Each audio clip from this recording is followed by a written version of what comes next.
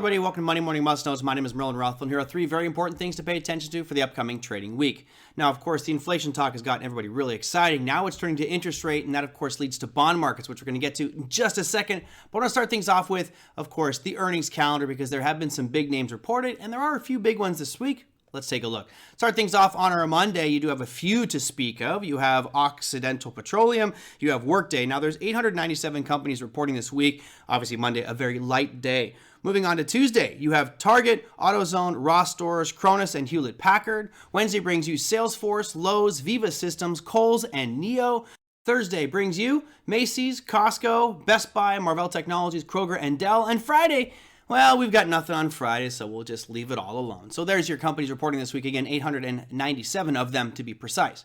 Now, as the Fed keeps talking about raising interest rates, that short end of the yield curve keeps rising. And of course, if that happens, most likely the long end of the yield curve should start rising as well, which brings up our next topic, which is going to be the bond market. Now, of course, as traders, we should look at the bond market every week. It's critical to what happens in all things financial around the world.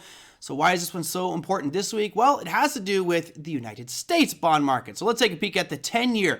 What we're looking at here is the 10-year yield, not the price of the bonds, but the yield going all the way back into the 1980s. You can see back in the 80s, we were looking at about 16%, way lofty valuations there for that 10-year.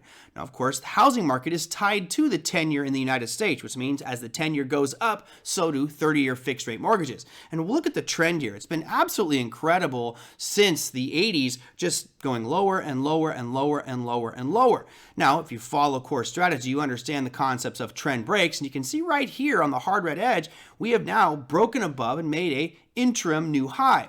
Now, we retested it last week, and the question for many is, are we going to go higher? Are we going to see that 5, 6, 7% yield for that 10-year?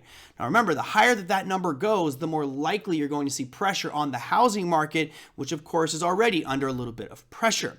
Now, how do we know about the housing market and what to look for? Well, the good news is we have 3 announcements happening this week, so we can start there again and look at housing data.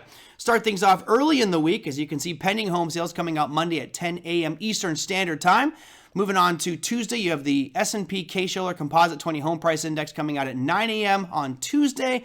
And at the same time, you have HPI numbers, which both give us indications as to home price valuations. Are we seeing those prices increase significantly, decrease significantly, or just traverse sideways and remain right about the same? So this week, it's really about earnings, a little bit about the bond markets, and really, I think most people should understand the ripple effects and how that bond market is going to impact the housing markets going forward. That, my friends, is your Monday Morning Must Knows. We'll see you next week.